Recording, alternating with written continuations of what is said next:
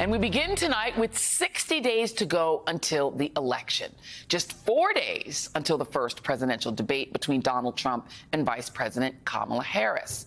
And while the VP is currently in Pittsburgh prepping for that showdown on Tuesday, you know, a normal campaign thing to do, the other candidate hasn't held any formal campaign events this week. Instead, he's been delivering what can best be described as rambling and incoherent rants, proving yet again that there is something deeply, deeply wrong with him. We saw this on full display at this morning's event billed as a news conference, though it didn't include a single question from the press. Instead, Trump screamed into the ether for nearly an hour, complaining about how unfairly he's been treated. He disparaged his legal team, who were lined up right behind him. He denied and mocked some of the sexual assault allegations against him. And in between, he just mumbled a bunch of nonsense. Here's a taste. This is being worked with the DOJ, Department of Justice, as are all of these cases. They all come out. Atlanta, Fani, that is all Department of Justice. Nobody knew that. We were called. I was in the White House, and I said, no, it never happened. I didn't even know what they were talking about. This was... I think I was in the Oval Office. Sir, do you know anything about this? And this had to do with a book, and she had a few pages in a book. The late, great Bobby Knight basketball coach, he would scream at those refs and everything, and they'd say, Bobby, you're not going to get the decision overturned. Yep, but the next one I will. And he was right. He was a great basketball coach. It's a hoax. It's a scam. It's a political witch hunt. And some of you should be ashamed of yourselves. Thank you very much, everybody. Did you see the looks on his lawyers' faces as they were looking at him like watching, you know, their whole dreams go away and realizing they'd thrown their lives away? You can see their faces the way they were looking at him. That guy wants to be in control of the nuclear codes. But somehow, despite all of his ranting and raving about judges and how unfair the system is to him, blah, blah, blah, blah, Donald Trump has rarely ever paid a price for anything in his whole life, something that we got more proof of today, when Judge Juan Marchand pushed his sentencing for the 34 felony charges he was found guilty of until after the election. Writing, quote, "This matter is one that stands alone in a unique place in this nation's history, and that this delay should dispel any suggestion that the court will have issued any decision or imposed sentence either to give an advantage to or create a disadvantage for any political party." Once again, Donald Trump dodges accountability, a privilege that you or I or anyone else in the country would never, ever be afforded. This is a man who just keeps getting passes, but not just from the legal system, from the media, too. And I think it's time we seriously talk about it. Trump is a man who incited an insurrection, who was impeached twice for abuse of office and indicted 4 times. That is not an insult. Those are the facts. Add to that, he is visually, clearly impaired, mendacious, and vengeful. He has no agenda but retribution. Those who would set the agenda in a second term are the ideological extremists who cooked up Project 2025. There's a stack of resumes from MAGA sycophants waiting in the wings. It's Stephen Miller, who wants to throw migrants into internment camps. It's Roger Severino, who wants to use the Comstock Act to ban abortion nationwide. It's J.D. Vance, who wants to turn postmenopausal women into a national fleet of nannies for the forced birth babies, but thinks those precious kids getting gunned down at school is just a fact of life. And that is why we, in the media, we have to do better. Journalists have a front row seat to history, and we influence how America understands just what is at stake. We have got to dispense with this obsession with the horse race instead of the issues.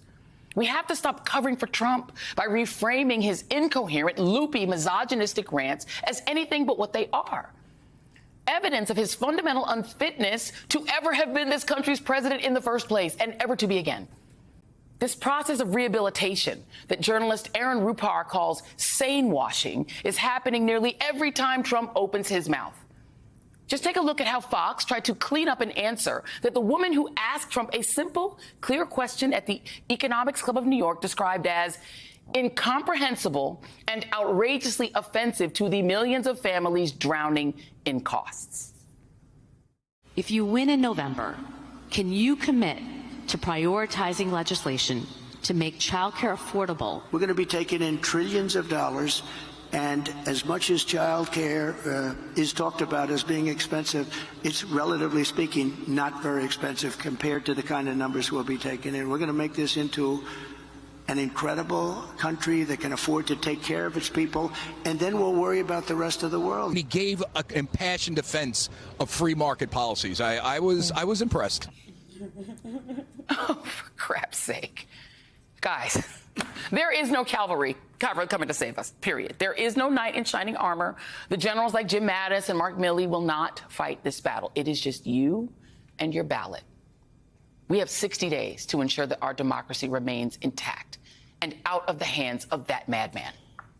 Vote accordingly. Joining me now is political strategist Basil Smikle, Tim O'Brien, senior executive editor of Bloomberg Opinion, and Molly Jong-Fast, special correspondent for Vanity Fair. I throw it to all of you. I mean, I'm going to start with you, Molly, because it is beyond clear that this man is impaired. This is the oldest person who's ever run for president. He cannot finish a sentence without rambling. He calls it the weave. Right. But we're taking it seriously. He's going to debate the vice president of the United States on Tuesday. Where do we go from here? Well, I think what you're talking about, this normalcy bias that we see in the mainstream media, where the mainstream media feels they have to treat both candidates as the same functionally because otherwise they'll seem partisan. Yeah. And that's how we got here, right? Is they don't want to seem partisan. They don't want to make it seem like they're lefties. And so they're treating these two candidates as the same. But you and I both know that answer and the other answers, Trump's other answers from that were as incomprehensible as the first one. Yeah. And so I do think, look, the autocratic stuff where he's saying, he has all these autocratic plans, right? The convention where the people had the signs that said mass deportation now, like none of this is normal. Yeah. And I think it's really important. It's not partisan to tell the truth, right? It's not partisan to say we have never had a president who is auditioning for autocracy, who says the Constitution. I mean, just go down the list. And the fact that Dick Cheney is endorsing him is a pretty good sign that none of this is normal. Let's play that. This is Liz Cheney talking about Dick Cheney doing that, just what Molly just said. If you think about the moment that we're in, and you think about how serious this moment is, my dad believes, and he's said publicly, that there's never been an individual in our country who is as grave a threat to our democracy as Donald Trump is. Tim, let me read you what Dick Cheney said in furtherance of that. He said, in our nation's 248-year history, there has never been an individual who is a greater threat to our republic than Donald Trump. He tried to steal the last election using lies and violence to keep himself in power after the voters had rejected him. He can never be trusted with power again. As citizens, we each have a duty to put country above partisanship, to defend our Constitution. That is why I will be casting my vote for Vice President Kamala Harris. Dick Cheney believes in the unitary executive theory. He is a far-right conservative, as is his daughter. If he's saying that, Donald Trump, you have covered him for a long time. Is he not impaired? Is he not a threat? Is Dick Cheney not? Believe it or not, I can't believe I'm saying this correct. Yes to all of the above. Donald Trump's impaired. He's not fit. I think we've watched this unfold on a public stage now for nearly a decade. I think the only difference with Trump now is that his hearing has gone, his speech is going, he's become even more nonlinear than he used to be. But these efforts to sort of impute policy or impute strategy or impute coherence or rationality onto just massive daily doses of word salad and nonsense is because I think the public dialogue won't just go to the place it needs to go, which is to say he's absolutely unfit. Yeah. And if you put up so-called policy proposals next to one another, where Kamala Harris, for example, is talking about housing and tax subsidies for builders, low-interest loans for buyers to deliver homes to the needy or to anybody who actually wants a home in a squeezed market.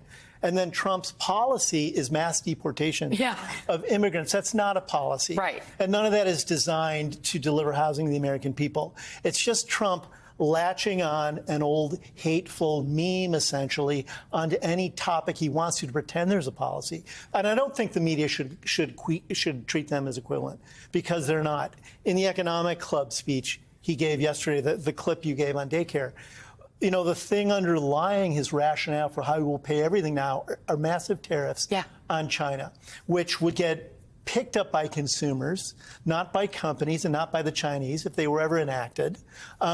It will never generate enough money to pay for every single program Trump has ticked off, including childcare. Yeah. And he and his team haven't thought through any of this stuff rationally. And he's not a messenger for rationality. He's a performance artist. Yeah. And he's dangerous.